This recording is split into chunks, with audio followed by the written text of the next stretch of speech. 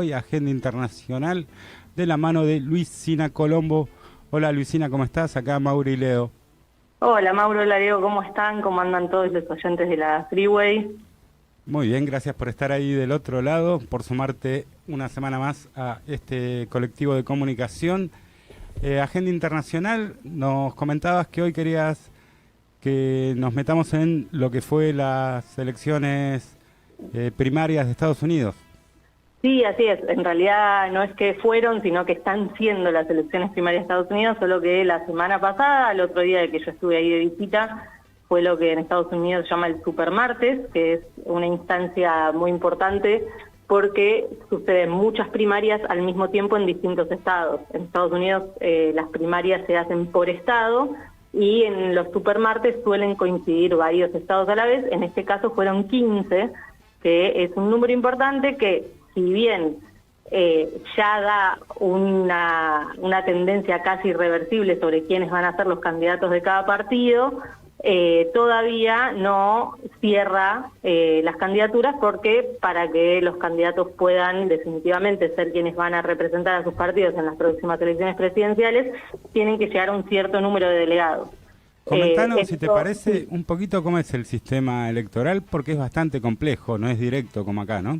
No, no es directo, es bastante caótico y para muchos analistas internacionales es un tantito difícil de calificar como muy democrático, que digamos, porque tal como vos decías, no es un sistema electoral directo, sino que lo que se hace en primera instancia es ir a elecciones primarias de los partidos, que en algunos estados son elecciones como las conocemos, elecciones primarias para miembros de los partidos políticos y gente que se inscribe para votar, y en otros estados es como una especie de asamblea, llaman caucus, que es como una asamblea colectiva en distintos lugares de los estados, donde ya hasta se vota a mano alzada.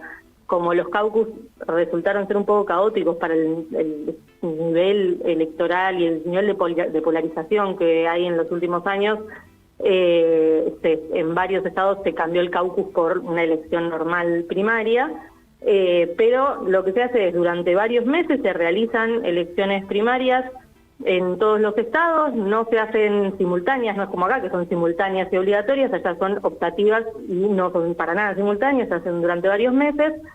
En esas elecciones se definen los dos candidatos presidenciales, que tampoco es que se definen directamente los candidatos presidenciales, sino que lo que se eligen son representantes delegados a las asambleas nacionales, a las convenciones nacionales de cada partido, que esos delegados definen el candidato, pero ya se sabe más o menos el nivel de aceptación que tiene cada candidato en cada partido. Entonces por lo general renuncian antes, ¿no? Los precandidatos. Sí, los precandidatos que no están llegando renuncian antes. De hecho, en lo que es la elección del Partido Demócrata, que ahora definitivamente la encabeza Joe Biden, la oposición a Joe Biden dentro del Partido Republicano era prácticamente inexistente, eran dos candidatos que no los juraban ni la familia, entonces directamente no se contabiliza, se da por hecho que el candidato Joe Biden, por más que todavía no llegó a acumular la cantidad de delegados necesarios, pero eso es porque todavía no se terminaron las instancias de elecciones primarias, solo por eso, pero ya se sabe que Biden es el candidato del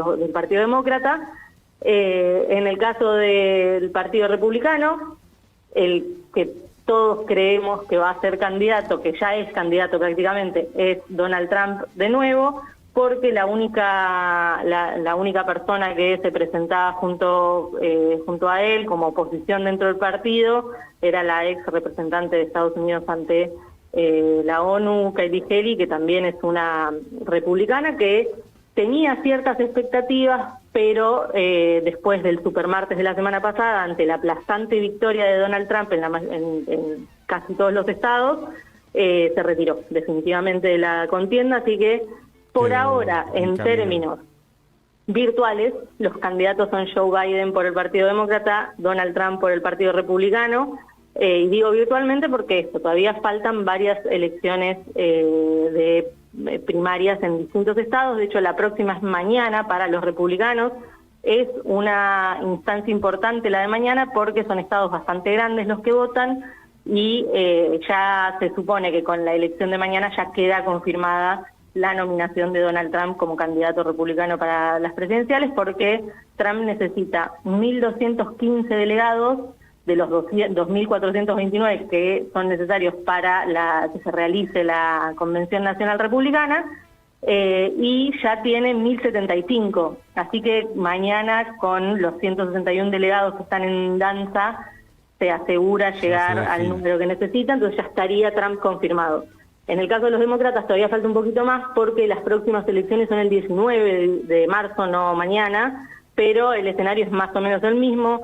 Necesitan 4.500, tienen 4.500 delegados aproximadamente, necesitan tener 1.968 para confirmar el candidato, y Joe Biden tiene 1.866, o sea, está a nada de estar absolutamente confirmado como candidato, y después se harán las internas de cada estado que quede, pero ya no tendrán demasiado peso dentro de lo que es la interna. Una vez que están terminadas las elecciones internas, se hace la elección general, que es en noviembre, y que en esa elección los y las estadounidenses que votan, que no es obligatorio votar y que encima hay que registrarse para ser votantes, no votan directamente presidentes, sino que lo que hacen es votar delegados electores para el colegio electoral que elige el presidente. O sea, es como una tercerización del voto bastante heavy metal, porque además ahí tiene una complejidad particular esto del colegio electoral, que es que hay estados que tienen más electores porque tienen más población, entonces tienen más delegados electores, y la elección puede que vos la ganes por voto popular, que sucedió con Bush. De hecho, puede que vos ganes la elección por voto popular, pero que pierdas en la cantidad de electores. Porque si vos ganás muchísimos estados pequeños que tienen pocos electores, pero y la población te da, podés perder contra estados más grandes que, por más que con la cantidad de votos individuales no llegan al número necesario, sí se llevan la contienda electoral si ganan por un mínimo margen. Porque hay una lógica de que en el Estado no es proporcional la elección del candidato, sino que si los votantes eligen por un único voto extra al candidato de un partido, ese Estado se lleva a todos los candidatos electores, se llama take it all, se llevan todos. No es que se llevan proporcionalmente una cantidad de electores de republicanos y una cantidad de demócratas, sino que el partido que gana se lleva a todos los electores, y eso te puede dar vuelta a la elección por más que no tengas el voto popular. Así que es una contienda bastante curiosa. Es un laberinto, es difícil de explicar. Y bastante poco representativo del pueblo, ¿no? Sí, bastante poco representativo. Es un sistema muy complicado y que encima, con el nivel altísimo de polarización que hay para estas elecciones, va a ser complejo. A ver, hay un descontento muy grande con Joe Biden por parte de los electores demócratas, principalmente del sector más progresista del electorado demócrata, que está muy enfrentado con la administración actual por la situación en Gaza. Entonces están apelando a cierto nivel de voto castigo para hacerlo reflexionar sobre su postura respecto de Gaza.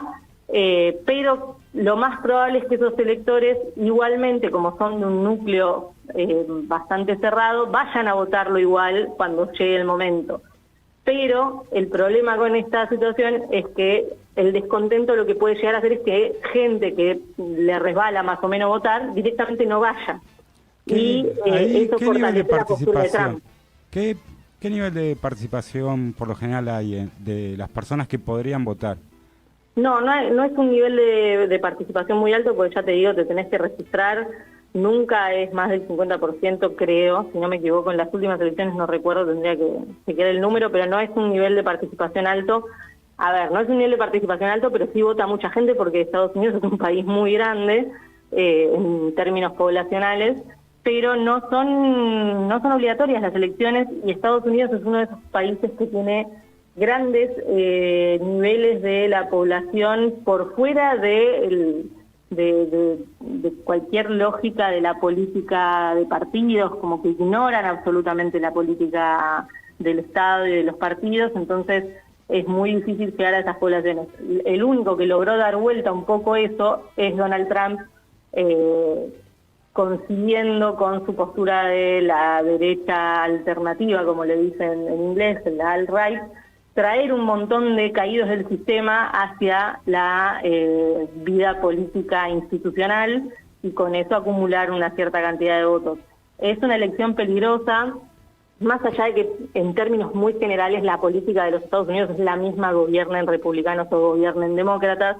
La realidad es que Trump viene con un discurso muy radicalizado, como queriendo compensar por todo lo que no pudo hacer en estos últimos 4 años entre juicios y demás. Entonces está apelando a su base más retrógrada, sin dudas, con liberación, aún más liberación increíblemente de la compra y venta de armas, con retrotraer derechos de las mujeres y de las minorías, que ya está sucediendo en Estados Unidos, porque Estados Unidos es un país federal donde los estados tienen mucha independencia a la hora de legislar, y muchos de los gobiernos alineados con las posturas de Trump a nivel local ya están llevando adelante esta clase de políticas.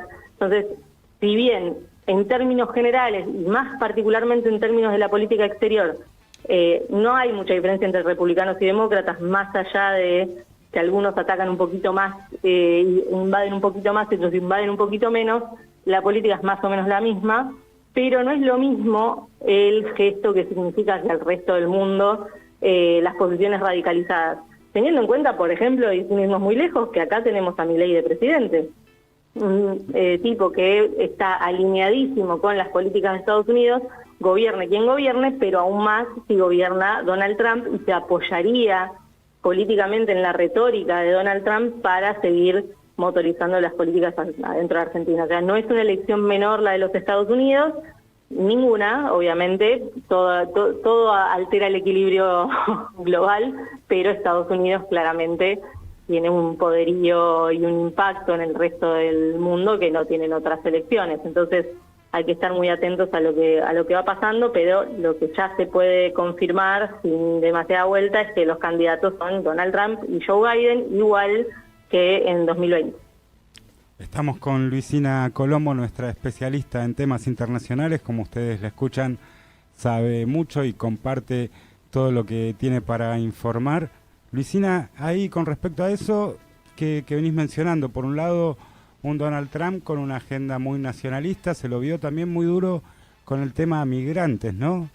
Sí, fue uno exactamente. de los temas muy duros de estos días de campaña. Sí, es uno de los ejes centrales de su campaña. También lo fue en 2020 y también lo fue cuando llegó al gobierno en 2016. De hecho, sin ir más lejos, empezó la construcción de un muro entre México y los Estados Unidos. O sea, él ya tenía una política muy agresiva respecto a la migración. Las cárceles de migrantes donde separaban a los hijos de los padres las inventó Trump, si bien después la administración de Biden la sostuvo con una pátina de derechos humanos, pero sostuvo muchas de las políticas migratorias de Trump. Sí es cierto que el tono de revancha con el que viene Donald Trump es preocupante para la población migrante, porque si hay algo que no frenó jamás es la migración hacia los Estados Unidos, particularmente de Centroamérica, y la migración ilegal. No estamos hablando de él entrar y a pedir la green card y etcétera, no, estamos hablando de migración irregular de países de Centroamérica con mucha conflictividad social, como Guatemala, como Honduras, como El Salvador, migración que encima pasa por procesos de muchísima violencia en el camino hacia los Estados Unidos, y llegan a los Estados Unidos y se encuentran con más violencia, lo cual nos hace preguntarnos por qué la gente migra a Estados Unidos. Pero bueno, la realidad es que siguen teniendo flujos migratorios muy grandes. Siguen, ¿no? Y Trump está con ese discurso muy duro, en particular con los estados del sur, que son los que en los que tienen mucho apoyo, que son los estados fronterizos como Texas. Va a ser muy complejo realmente si gana Trump. No estoy diciendo que con Biden vaya a ser menos complejo, va a tener otro tipo de complejidades, por lo menos desde la retórica, va a ser menos complejo. Pero lo de Trump es realmente preocupante. Gracias, Luisina, como siempre, por este rato que nos das para conocer un poco qué está pasando en la agenda internacional. No, muchas gracias a ustedes y estamos hablando y nada, vamos analizando este mundo que está bastante conflictivo porque solo este año en total va a haber 70 elecciones en distintos países, así que es un año movidito a nivel electoral. Sí, entre esos, hoy hubo elecciones, ¿no? En Portugal ganó Sí. la derecha más tradicional, digamos. Sí, ayer fueron las elecciones en Portugal. Portugal tampoco tiene sistema presidencial, es más parecido al de España, el sistema parlamentario. Y el partido Alianza Democrática, que es la centro-derecha tradicional, le sacó algunos votos al gobierno actual, que es el Partido Socialista, por lo que tiene mayoría parlamentaria, lo cual le permite formar gobierno, pero un gobierno con muchas dificultades porque no tiene mayoría absoluta en la Cámara de Diputados. Y además creció muchísimo la ultraderecha, el partido Chega, que significa basta en portugués. El partido Chega ganó muchísimas bancas respecto de las últimas elecciones, entonces lo que preocupa es una alianza entre la derecha tradicional y la ultraderecha nueva para formar un gobierno de ultraderecha. Si bien la Alianza Democrática dijo que no iban a cerrar ningún pacto con Chega, la realidad es que presenta muchas dudas. Entonces, el Partido Socialista dijo que va a dejar que la Alianza Democrática forme su gobierno sin presentar ninguna objeción, porque entienden que lo mejor que pueden hacer es dejarlos que se maten ellos. Pero el panorama cambió mucho en Portugal también, donde no solamente va a dejar de haber un gobierno del Partido Socialista que gobierna desde 2015, sino que encima hubo un crecimiento exponencial muy brutal de la ultraderecha. Así que si el mundo está en una. Sí, un tema para analizar con más tiempo lo de Portugal, porque un gobierno del Partido Socialista portugués que venía resistiendo las políticas de ajuste de la Unión Europea y con buenos resultados en lo económico y en la distribución del ingreso.